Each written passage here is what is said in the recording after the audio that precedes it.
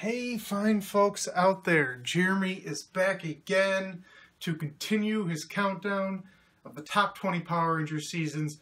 We are up to the Elite 8, I guess you would say, and we are going to kick off that list in just a second. Before that, I just want to say thank you to everybody out there. If you don't know, the most recent video that I put out was a Georgia review of Jewel of the Light. And I was blown away because it is by far my most watched video of all time. Like, it's skyrocketed compared to everything else I put out there. It might not seem like a ton of views to most people out there, but to me, you know, it was just amazing and I really, really appreciate it. However, that managed to happen. And I just hope that a lot of people that watched that video decide to stick around, watch this video, watch my previous videos, and just, you know, stay around. So again, just thank you very much. It really means a lot to me. Anyway, so let's continue the countdown. Number 8 on the list, I'm going to have to put a big asterisk there on it for obvious reasons, because that is Power Rangers Dino Charge. Yes. It may seem odd to rank Dino Charge considering it's not over yet, but I feel like we have seen the majority of the show, so I can give it a ranking. That being said, it's going to be fluid. I might reevaluate it after the show is over. It might move up a couple spots, it might move down a couple of spots.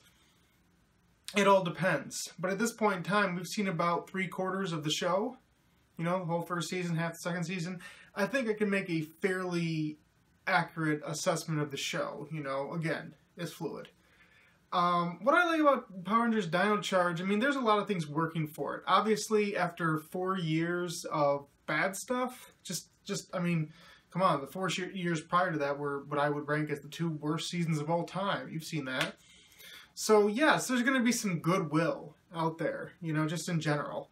And I think it's fair to take that into account.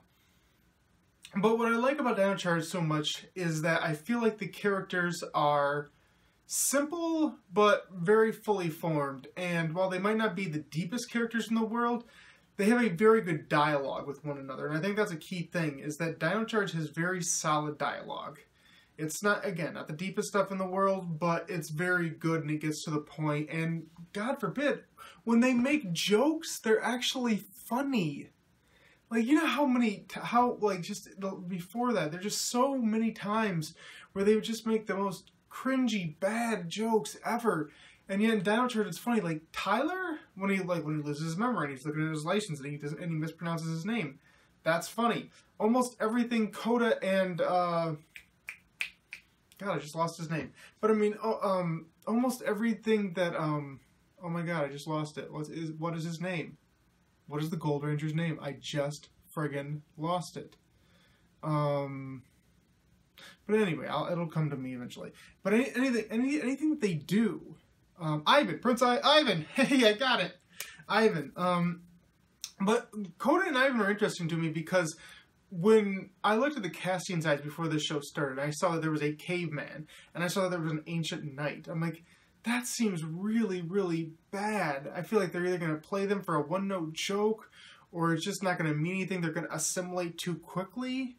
And surprisingly, they're doing a really good job with them. Coda is getting better with English as the series progresses, but he never fully masters it, and yet you can still see the transition. And, you know, just Ivan, just him with the modern world, he's just very good. Like, his actor, Santos, he's just very good at playing the straight man, so to speak, the guy who is funny, but he doesn't really even realize why he's funny a lot of the time. And I think that's what Power Rangers has needed for a long time. It's needed those characters that can be comedic while also being serious. And juggling that is hard, because a lot of the times you'll just come off as a complete joke, or you'll just come off very wooden. And those two just do an amazing just juxtaposition. They just do it perfectly.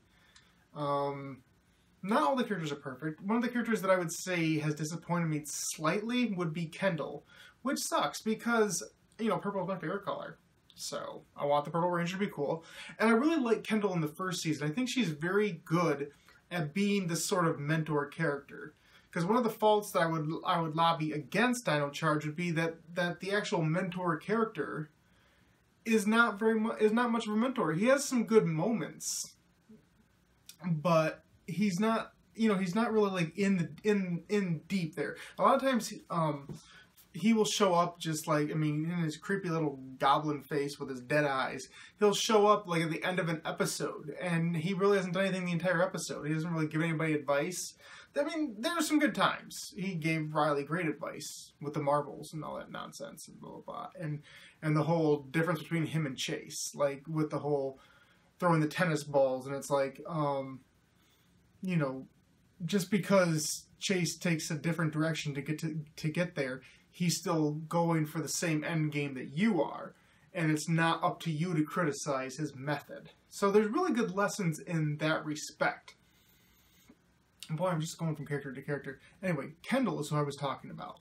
Sorry, this is so scattershot, but like, this is how I go. I'm just freeform. I don't make my notes. I don't do any of that nonsense. I'm very freeform about this. And Dino Charge is very raw at this point in time. So, you know, I'm just going to go a mile a minute here. Please bear with me.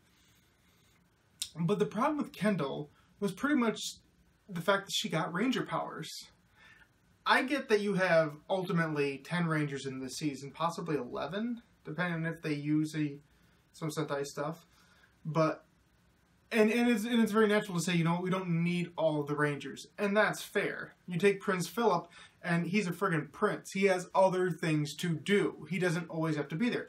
Fair game. That's great. But when you have a character like Kendall, who is in every single episode, she's in the main credits. If you're going to make her a ranger, you need a very good excuse for her to not be in battle. And a lot of times there is no good excuse. They just like, we don't have footage, or we don't want to shoot new footage. We understand that the Purple Ranger isn't like incredibly prominent in the Kyoryuger footage, and she just doesn't show up. And that sucks. Because you take a character who's supposed to be so strong in a series that only has one female on the main team, and she could just be this amazing addition, and instead she's on the sidelines, and it sucks because it's lazy, unfortunately. But speaking of strong female characters, what I do find interesting is Shelby, and especially the fact that you have the two main characters in Shelby and Kendall, the two females. And both of them are very smart individuals. Like, we've talked before about how, you know, it was a big thing when Kendrix was like the first like Billy sort of character in the series that was actually a female. But then you have something like Dino Charger, which really kind of just flips the script. First female black pink ranger, you know what I'm saying? Pink black ranger, black pink ranger, whatever way is the appropriate way to say it. Which is a very cool thing, but the fact of the matter is that she was a very strong, independent woman, basically. And then you have Kendall, who I thought her relationship with Shelby was very interesting in the beginning, because I was reading subtle overtones that Kendall wanted to be a ranger, and she was a little envious of the fact that when they found a gem, it chose Shelby, and she was kind of like projecting, saying, you know, like, Shelby, I want you to be this strong woman. I want you to, you know, prove that you deserve this, or give me a reason why you deserve this over me. And I felt like that was something they were going to come back to, because it did come up multiple times in the series. At the beginning of the second season, you know, you could see these mean mugging side-eye looks on Kendall when, you know, Shelby was talking about the fact that, like, I'm going to college and I'm doing this stuff because my parents wanted me to, and blah, blah, blah. And I was like, Kendall, come on, say something, you know, like bring this rivalry to the forefront. And I don't think they ever really got there. And I don't know if they ever will get there. If there is an episode about that before Dino Charge finishes, again, that's one of those reasons why I might bump up the rating of the series. But anyway, character-wise, again, I have to say it, but I feel like Riley is the weakest of the Rangers. I feel like a lot of the time he comes off kind of sniveling, you know, just a little bit too mousy, where he's either pushing his ideas on people or he's being a little bit of a brat. And I get it. He was bullied as a kid, you know. We've gone over that thing. You know, they've really explained that. But for whatever reason, Riley seems to be defined so much by his relationship with Chase and by the fact that he's kind of a wet blanket. And they don't give him enough fun moments, I would say. I think that's the biggest problem with him. And Chase is another unfortunate character in the respect that a lot of the times he's defined by New Zealand. Get that straight. Like, oh, people, I don't know if people know this or not, but one of the biggest things with Power Rangers now is that since they always film in New Zealand, that in order to get more money to do more original footage, because Judd Lin, who's in charge of Dino Charge now, does a lot more original stuff than we had in Samurai and Megaforce. But in order to get that, one of the things that they do is that they sort of integrate free commercialization into the show. That's why they spent a few episodes in New Zealand last season. That's why he talks about it all the time. He goes back there for Christmas, blah, blah, blah.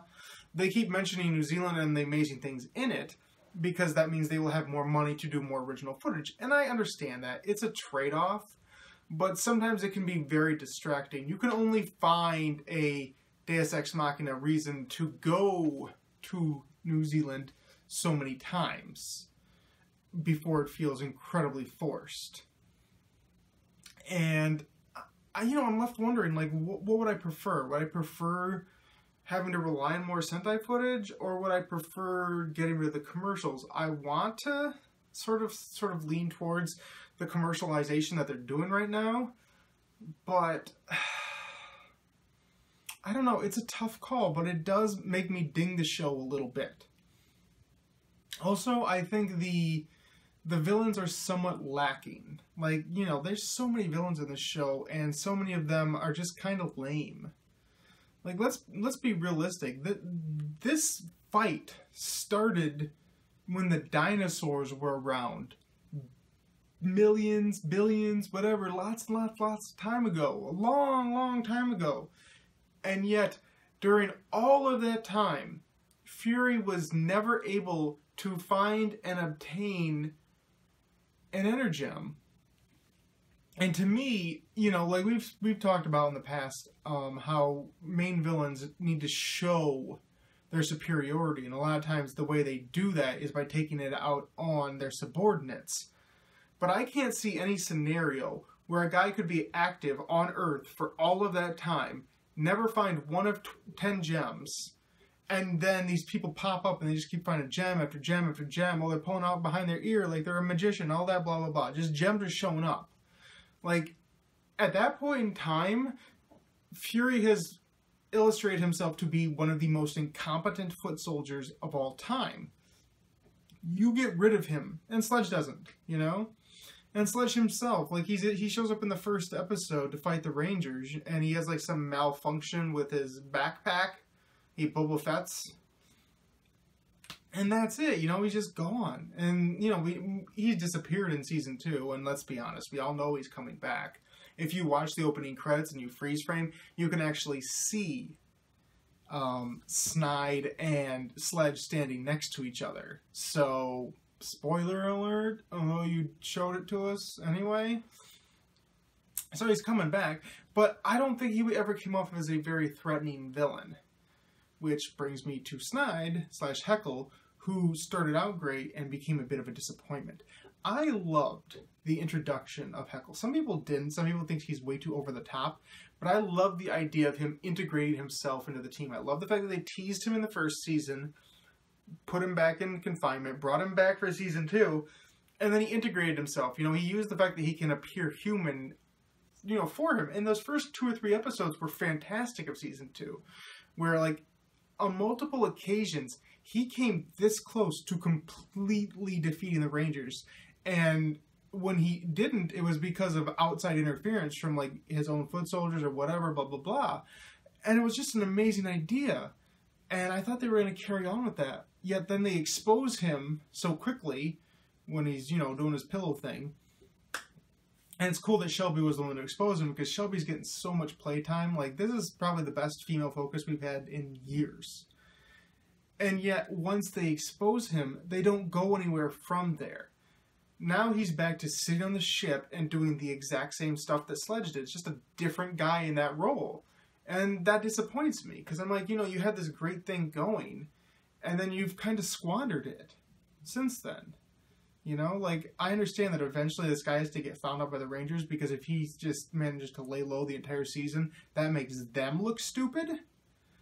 But you could have held it off a little bit longer. You know, you could have built this thing up and made his revelation be the halfway through mid-season hiatus that we're on right now. Unfortunately, you know, they leave stuff on the table. And to me, that's going to be the biggest thing I say about Dino Charge in general, is that it has great characters, it has great ideas, but a lot of the stuff, they don't really see it through to the end. They don't really go all the way with it. But again, they have so many, like, spot episodes. They're just fantastic. Like, Coda, who, again, like I said before, could be such a one-note character. Like, he's afraid of ice. And that makes sense given his character. Like, I love that they take these little details and they just take them to their logical conclusion and use that to help define the characters. Again, another minor quibble would be, again, Tyler's dad. Like, the revelation of Tyler's dad is something that should be big. We all know it's coming. We know he's going to show up. We were 99% sure he was going to be the Aqua Ranger. That's all fair and good. I like the fact that they you know, early on they say, you know, there is an Aqua Ranger out there because we have the Zord, but for whatever reason he's not showing himself. Great, fantastic. It's Tyler's dad. Great, fantastic. And yet then he just pieces out of there after such little bonding time, and Tyler doesn't even really hold his feet to the fire. Like, if you're going to have this dad gone, you need to give me a good reason for why he's gone. You know, people assumed he might have been the one that was stuck in Fury instead of Ivan. Not true. People thought he could have been, you know, under some sort of spell or some reason that is actually physically restraining him from going to his son. But all he did was, oh, I just don't want to bring bad things on you, so I left for a decade. That is unbelievably irresponsible. Like, you have Ranger powers, you don't try to get rid of this Fury guy, or you don't see the fact that your son is now a Ranger, you didn't notice that even though you've been secretly watching him for a decade. Like, it's irresponsible. And Tyler, who is just so all-consumed with finding his dad, is just like, oh, I'm just happy to have you back, Dad. Oh, you gotta go again. It's cool. We're buddies. Like, I'm sorry, but there's some unresolved emotional stuff there that you just glossed over. And that's, again, stuff like that disappoints me. You're so close to getting there. And you just don't. And that sucks. And again, this show is good at, like, fun singular episodes. Home Run Coda, love it, fun little story, and that's just as much about Coda as it is about Riley. Shelby's dad, Mason effing Truman, my boy James Galen. If you've been watching me, if you've been listening to me on NPS for any length of time, you know James Galen. That's my boy. I'm the reason people call him Mason effing Truman. Like, that's not, you know, like, not to toot my own horn, but that was me. You know, he's Mason effing Truman because I saw Mason effing Truman. Like, come on, this dude is a ninja master in Ninja Storm. He owns a store in SPD. He is Zeltrax in Dino Thunder. He is Mason effing Truman in RPM. He is showing up here. Like, you turn on the TV for your Power Rangers, and James Galen shows up, sets up shop, runs the thing, pieces on out of there. That's what my boy does. And he did it in here too, as Shelby's dad, making that burger $6, make your profit $4. Right there. Love it. Like, they just have these great character moments, and that's why I put something like Dino Charge above, say, a Time Force, where I told you that they do some good stuff, but they leave a lot on the table, because A, Dino Charge does more with his characters, and B, its fun little, like, offshoot, like, singular episodes are just so much more enjoyable. Like, they're just so fun. Like, this is a fun cast. And it's just such a vibrant show. Like, it does such good fights. Like, it knows when to do original material. Good Lord, the cast can actually change their clothes. Oh my God, unlike the last two seasons before that, amazing. Like, it's just so much fun.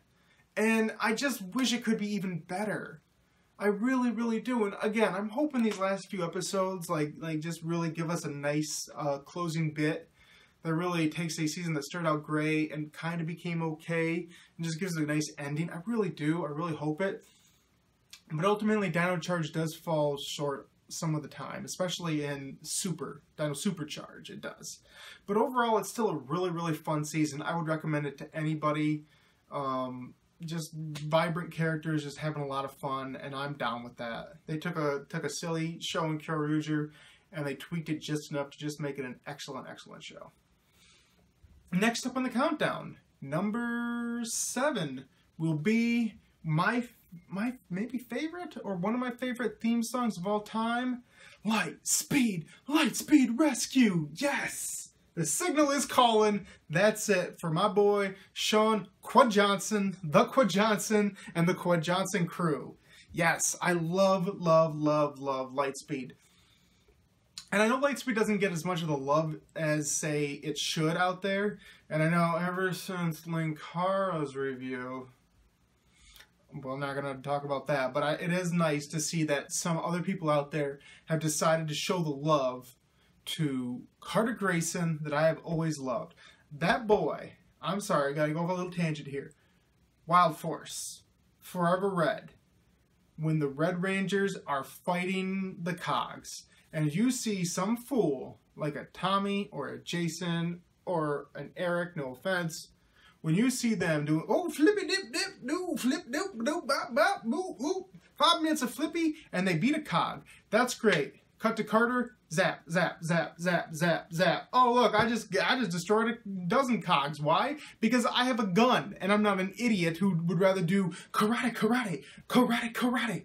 Like, what? Like, use your gun. I don't care how fancy you look. You have a gun. Having a gun is better than having, like, roundhouse kicks. It just is. Sorry. Anyway, moving on. Tangent gone. I think what I loved so much about Lightspeed was just it hit the ground running from day one. Like, we had just had this amazing continuity for many, many years. And don't get me wrong, I appreciated the 7 years that came before that. They were fine. And I like the fact that when we went from In Space to Lost Galaxy, we started that transition of each season becoming its own deal. There was still some carryover. Obviously, they still had the Astro Mega Ship. They still had Alpha. They still had Deca. So there was carryover there. And, you know, they ended up getting Corone, even though they were going to have Cassie, whatever. They were still going to have a extra Ranger added that was somebody from the previous series. So the connection was there, but it was starting to get weaker. Lightspeed just straight up cut the cord. Like, it was amazing. And it said, you know what? Whatever you saw before, that is gone. We are going to change the status quo. How do they change the status quo? 1, we're back on Earth. 2, we have this amazing Aqua base. This is a government-run Ranger team. We don't need any of your secrecy bullcrap. We don't need any giant floating mystical heads, any of that nonsense. This is run by the government. We make the technology on ourselves. Sure, we obviously got, like, the basis for this. Like, you know, headcanon people say this before, that with all the monster fights and stuff, the government has to have picked up pieces here and there and figured out how to create their own set of Ranger powers. Great, awesome. And the first time the Rangers morph, guess what? They do it in the middle of the street. There was no hidden identities, no, oh, I gotta go stand behind the corner and do my little morph. No, there's a bad guy right there, somebody's getting hurt, morph, boom, let's go get it done. Awesome, just awesome, awesome start.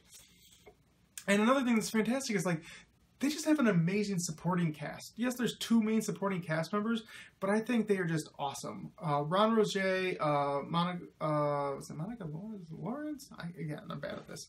But anyway, Miss Fairweather, Captain Mitchell, just fantastic. They can be comedic when they need to be, but more often than not, they're serious. They have a job to do, and that's the main thing, is like they are driving home the whole life or death situation aspect with Lightspeed. Like, we are rescuers. We save people's lives. We have the fate of the world in our hands. We don't have time to go to high school. We don't have time for any of that nonsense. Like, we are doing our stuff. We have our fun moments. Of course we do, you know? Everybody's got to go swim once in a while or be a sky cowboy or all that nonsense. Like, that's great.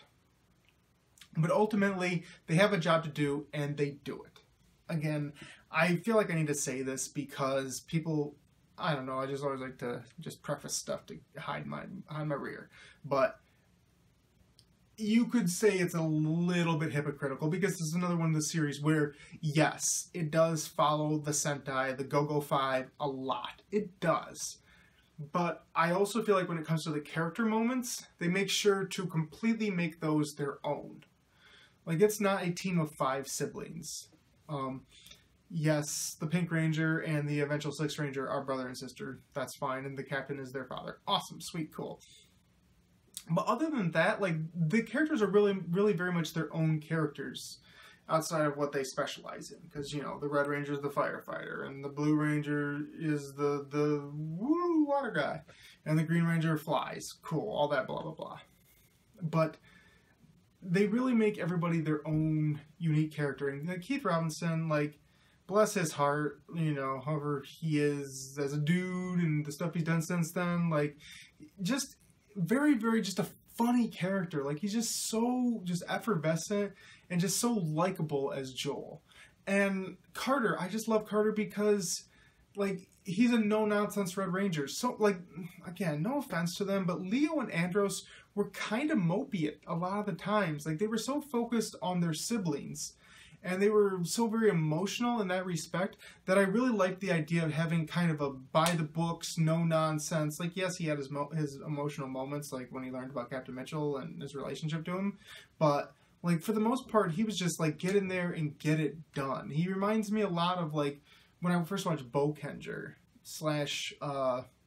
Operation Overdrive, for those of you who don't know, where the Red Ranger was very serious, which is cool because we have so many Red Rangers in history, especially in Sentai, where it's like, I'm overly emotional and I charge in, I just fight and I figure it out and blah, blah, blah. You guys have to have more fun. You got to be like me, spontaneous.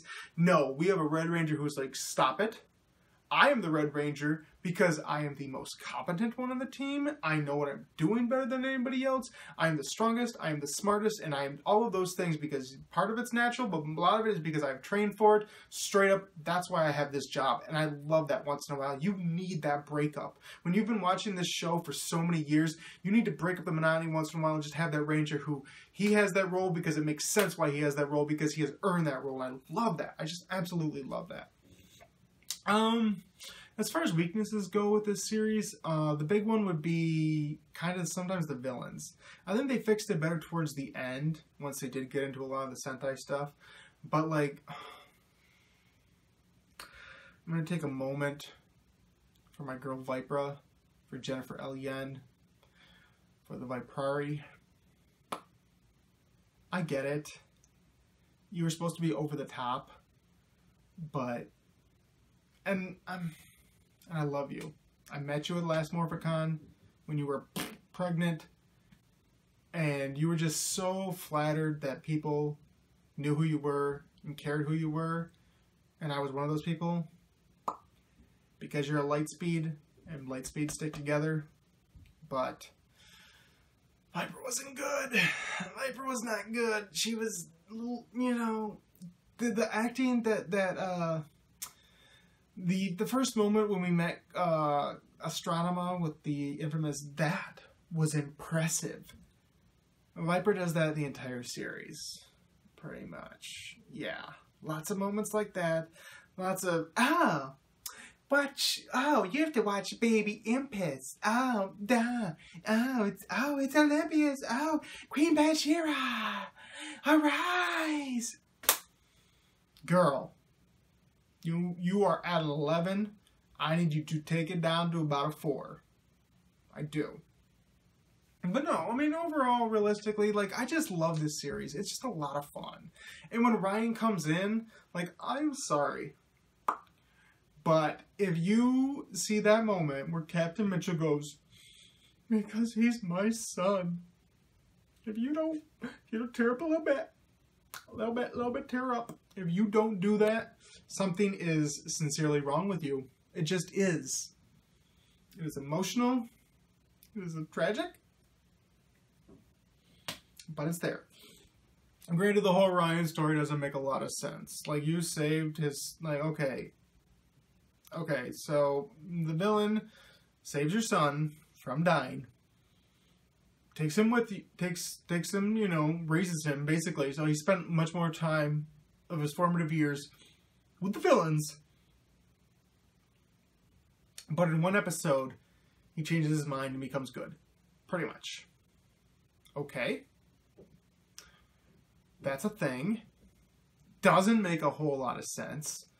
You had a great evil ranger. I love the fact they made an American-made ranger. Awesome, very cool.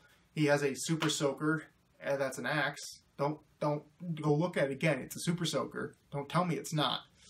But he's very cool looking, you know. And I like the fact that they had in the Sentai they had an extra mecha who was just sentient on its own. So they said, you know what? Let's make a cockpit. Let's give that to the Titanium Ranger. Cool, love it, dig it, all about that. But then you're like, okay, we've created a ranger, but since we created him, we have no footage for him. So he immediately has to go on a quest where he ends up fighting Snizzard from MMPR, because of course he does. And to me, that took away a lot from the character. Like, I liked Ryan a lot. I liked adding him to the team. But if you're going to add a ranger and then immediately take him away for the majority of the time that he is a ranger in the series, it detracts a lot. It's a disappointment. It's like you created something awesome and then you take it away from us, you know? You give us the candy and then you take it away. Why would you do that? Not cool. If you're going to make a new ranger, you got to go all in on that, you know? Make him fight a lot of battles solo, like you made Tommy as the White Ranger fight a lot of battles solo because Ranger and Jew Ranger doesn't work together. Do that. But if you're going to have the character, please have the character in the show, straight up. But yeah, I think that's all I really have for Lightspeed. Like, it's weird because we're getting to the point in the countdown where I like these shows so much. I mean, you know, you people have been on the internet, you know how it works. You're much more likely to type a comment if you hated something than if you are to like it. That's just human nature. You know, people like to complain. They don't like to compliment as much. So it's harder to say a lot about it. You know, I'll give you a little more. Chad was not the greatest. I think Chad was a little stiff. Don't get me wrong, I love my Chatter-Rataboot. I mean, come on, WMAC Masters. That's my boy right there. But the cast could be stiff at times. Like Chad and Kelsey, I think they had a fun relationship, but I do think they were stiff.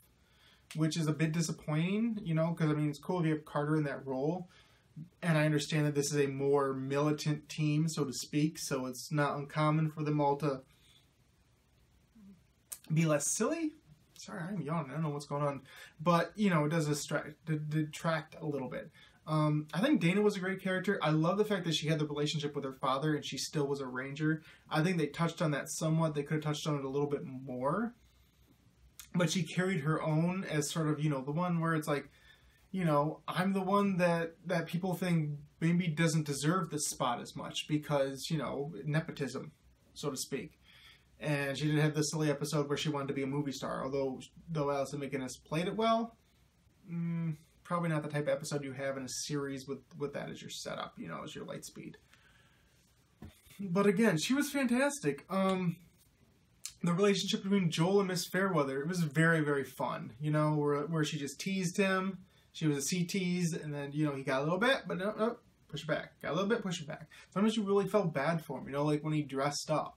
And you didn't realize that she was taking everybody out for dinner, not just him. You know, you felt a little bad for him. And it was nice that they got together at the end. Although having them on their honeymoon in time for Lightspeed was a bit much, because that means from the time they started dating to the time they were going on their honeymoon was not a super long time. I mean, that's cool and all, but wow. That's fast. But, you know, it happens. Anyway, to sum up Lightspeed in general, I would just say it's just a very fun season, and I would call it pretty much the archetype for taking a Sentai season, utilizing a lot of the bare bones plot, and even bare bones is a bit generous because I mean they used a lot of the plots from Go-Go 5, but using those plots. And then whenever there's footage that's, you know, purely just out of costume ranger stuff, really doing your own thing with it. I think they just did a phenomenal job with that. You know, it was the perfect half and half balance. You know, if you're looking for a season where it's like, okay, we're gonna use a lot of the Sentai, that's how you strike that balance. Now, personally, I prefer seasons that are mostly original footage. You know, that is my bread and butter. Is I want as much original footage as possible. But if you're gonna strike that balance, Lightspeed is your prototypical example for striking that balance. Just a great team that, you know, they might not have the most enviable roles, but I think they performed in those roles admirably. Like, you came away from the season saying, okay, this is a team that there's no, this is your destiny, or this is magic, or someone from blah, blah, blah decided to magically pull you out from the ether and pick you as the team, or you stumbled along the powers. None of that nonsense. It is, we have powers. These are the 5 most capable people for them. This is a military thing. They are doing it. They did it, blah, blah, blah. By the books, still managed to have a lot of fun at the same time. And there was even some heart. Like, I mean, most of the emotional stories actually came from the villains, you know? Like, the whole relationship between the different villains. Granted, that we don't have the connection from the Sentai of them actually being relatives, for the most part, besides Queen Banshira and Olympius, but it's still there. It's still a lot of fun. Great visuals. Very simple costumes, but they got the job done, and they did have some unique features, like the whole mask. Very cool thing. Dug that.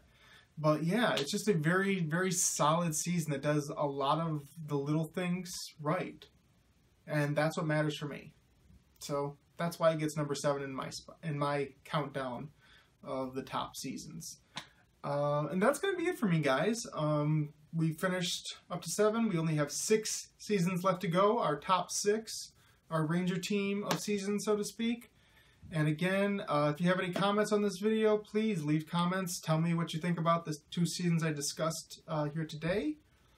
And I only have, only a few more to go, so we'll see what's going to happen there. Subscribe to the channel if you haven't subscribed. Share this video with anybody who you think might like this. If you've stuck around because of my previous videos, it's great to have you on board. I hope you stick around for many more. I will see you soon with some more videos. The mecha for Jewel are coming out soon, within the next few weeks, so we will have some reviews there. Loot Crate's coming up, gonna have some of those, and I will see you soon with another installment of this video. Thank you. See you soon. Bye. Light speed rescue.